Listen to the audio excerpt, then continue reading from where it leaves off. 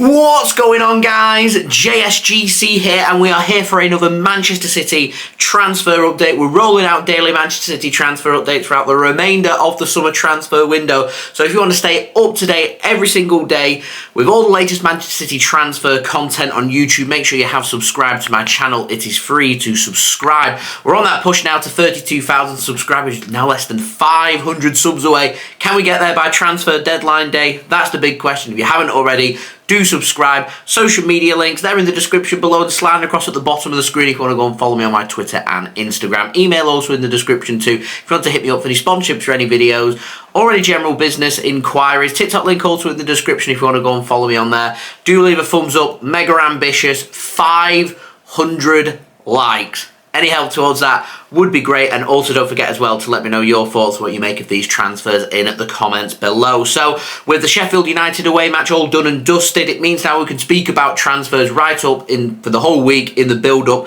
to transfer deadline day happening on Friday. We're going to start this video off though with the outs. We've got the very latest on James McAtee. Now Alan Nixon's been speaking about McAtee this morning, and he says that Sheffield United, they want to sign James McAtee from Manchester City on loan, and James McAtee's hoping that Pep Guardiola will give his blessing for him to head back out on loan. It will need Manchester City to sign a central midfielder for this loan signing to happen. Manchester City had originally wanted to loan him to either a top half Premier League team or a top European club.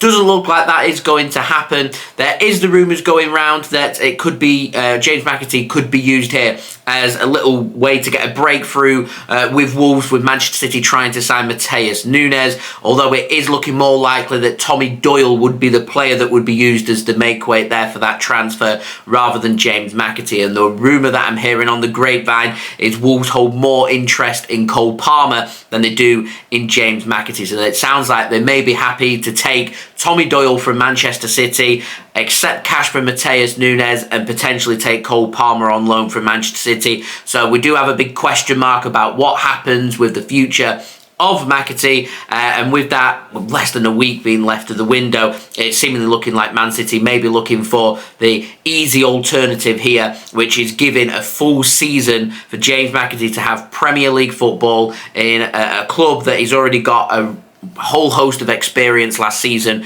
with Sheffield United in the Championship and helping them get promoted to the Premier League. It seemingly looked like he could be heading to Sheffield United as well, should Manchester City get all the green lights sorted. But that's still got quite a bit away from happening, so it's still a relatively difficult loan transfer when it comes to loaning players out, because Man City are lacking a bit of depth, and if no central midfielder is added to City's squad, McAtee will stay at Manchester City. So it is something I'm keeping a very keen eye and ear open for with what happens to that, because if I get word of James McAtee leaving Manchester City, that tells me a central midfielder 100% is coming to Manchester City. So City seemingly looking like they may just be closing in on a central midfielder and trying to sort out the future of James McAtee. Now moving on to the ins, Alan Nixon, he says Crystal Palace, they are going to offer Eze a new deal at the club, which is going to be worth £5 million a year. He's going to put apparently a release clause in place for Eze as well. It very much at this moment in time is looking like Eze is going to remain a Crystal Palace player for this window. I can't imagine them being that keen on getting anything sorted in January. After all, teams aren't that keen on selling some of their best players in the winter transfer window. So I do imagine, unless something surprising happens between now and transfer deadline day, I think Eze is going to remain a Crystal Palace player for the 2023-2024 season, and putting a release clause in there, which I presume Crystal Palace won't want to become active until next summer, could then see Eze leave Crystal Palace. It'll be interesting to see what that release clause is set at, but it's shrinking the Manchester City list when it comes to central midfielders. With Eze seemingly off the table, it does mean that Man City have all eggs firmly in the Matheus Nunes basket. And Fabrizio Romano has broken news less than an hour ago. Manchester City's second and final offer to Wolverhampton Wanderers is in. It's been submitted. It's worth 60 million euros. Sent in this afternoon from Manchester City for Matheus Nunes. Word from Manchester City is they are confident that this deal will get sorted and this offer that City have submitted is enough to get this transfer done. Word from Manchester City is they want this signing done ASAP. They want it done so they can sort out the young players that we've got in the squad so they can be on their way, loaned out. As I was speaking about on my transfer show on Friday, Man City have still got a fair few players who need to be sorted between now and Friday. James McAtee, Cole Palmer, Taylor Harwood-Bellis, João Cancelo. Obviously, we've got the big players of McAtee, Doyle, Cole Palmer, all involved potentially with Wolves or Sheffield United. So there's so much here for Manchester City to get sorted, and it's going to be very much a domino effect, and it all relies and comes down to this deal with Matheus Nunes from Wolverhampton Wanderers joining Manchester City. Not heard anything as of right now of me filming this video. That could change over the coming hours or going into tomorrow. I imagine we'll get some kind of response tomorrow from Wolves to this offer, whether they want to negotiate this or we're closing in on an agreement or they're happy with the terms and they're going to accept this offer. We await the response from Wolves, which I am certain in the next 24 hours we will get that response. So in tomorrow's transfer video that I provide for you guys, I'm hoping I'm going to be titled it something along the lines of Man City agree a fee, or here we go, Matheus Nunes happening, and hopefully I'm not going to be put back to square one. Wolves reject the bid or Man City walk away. We are getting towards the business end of this transfer window, and we are getting towards here the crucial deadline for Manchester City to get this transfer sorted and sign a central midfielder. Are Wolves going to accept the offer? Are Wolves wanting some players included?